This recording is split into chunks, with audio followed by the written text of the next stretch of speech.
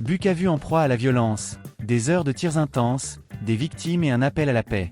Bukavu, Sud Kivu, République démocratique du Congo. La ville de Bukavu, située dans la province du Sud Kivu, a été le théâtre d'une violence intense ces derniers jours, avec des coups de feu qui ont retenti pendant de longues heures dans plusieurs quartiers, semant la panique parmi la population civile.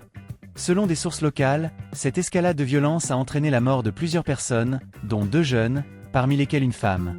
Ces événements surviennent dans un contexte de tensions croissantes, alors que la ville est sous l'occupation des rebelles de l'Alliance des Forces démocratiques, AFC, de Corneille Nangaa et du mouvement du 23 mars, M23, ce dernier étant soutenu par l'armée rwandaise.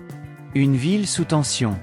Depuis plusieurs jours, Bukavu est confrontée à une recrudescence des cas de pillage et d'attaques armées. Les habitants, déjà éprouvés par des années de conflits et d'instabilité, vivent dans la crainte constante de nouvelles violences.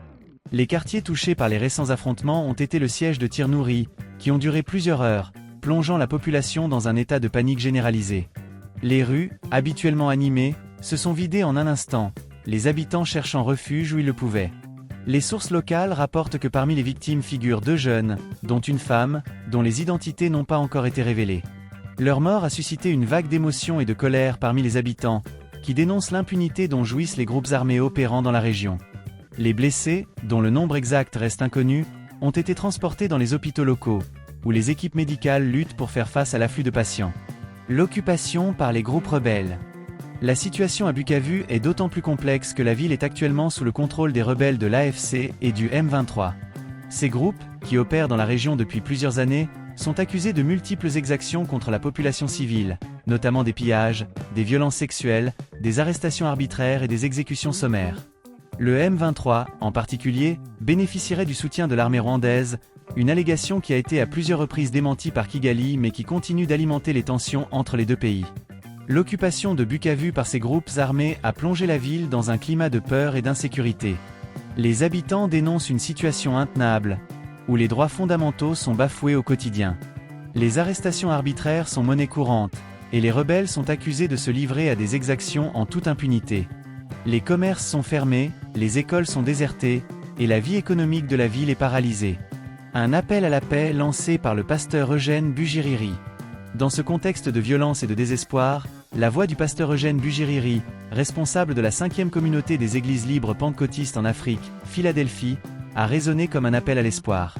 Lors du culte célébré dimanche 2 mars dans son église à Bukavu, le pasteur a exhorté les responsables des groupes rebelles à cesser toute forme d'exaction contre la population.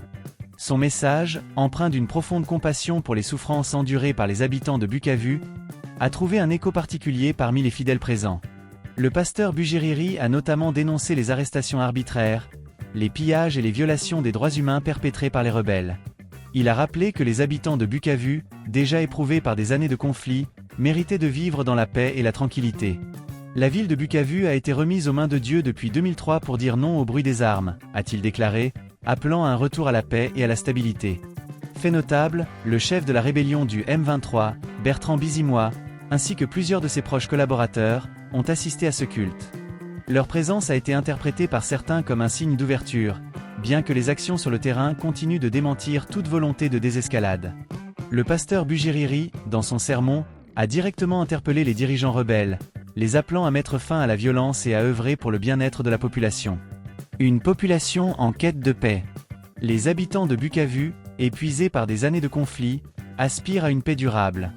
La ville, autrefois considérée comme un havre de paix dans une région en proie à l'instabilité, est aujourd'hui le symbole des divisions et des souffrances qui déchirent l'Est de la République démocratique du Congo.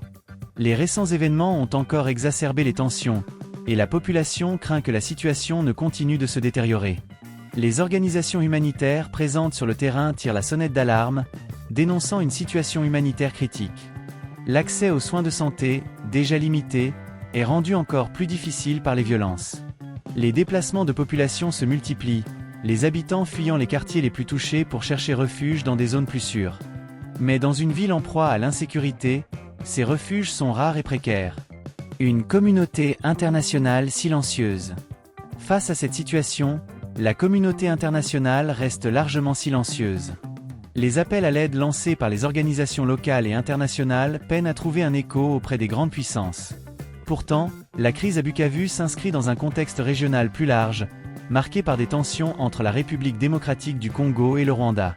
Le soutien présumé de Kigali au M23 alimente les tensions et complique les efforts de médiation.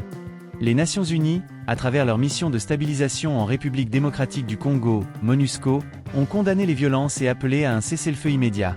Cependant, sur le terrain, leur présence semble insuffisante pour endiguer la violence. Les casques bleus, souvent perçus comme inefficaces par la population locale, peinent à rétablir l'ordre dans une région où les groupes armés sont bien implantés. Un avenir incertain. L'avenir de Bukavu reste incertain. Alors que les violences continuent de faire des victimes et de déstabiliser la région, les appels à la paix se multiplient. Le pasteur Bujiriri, dans son sermon, a rappelé que la ville avait été remise aux mains de Dieu en 2003, lors d'une cérémonie symbolique visant à marquer la fin des conflits. Mais près de 2 décennies plus tard, les bruits des armes continuent de résonner, et les habitants de Bukavu attendent toujours que cette promesse de paix se concrétise. En attendant, la population continue de vivre dans la peur, espérant que les voix comme celle du pasteur Bujiriri finiront par être entendues. Mais dans une région où les intérêts politiques et économiques se mêlent aux conflits armés, le chemin vers la paix semble encore long et semé d'embûches. Pour les habitants de Bukavu, chaque jour qui passe est un combat pour la survie, dans l'espoir que, un jour, les armes se tairont enfin. La situation à Bukavu est le reflet des défis complexes auxquels est confrontée la République démocratique du Congo.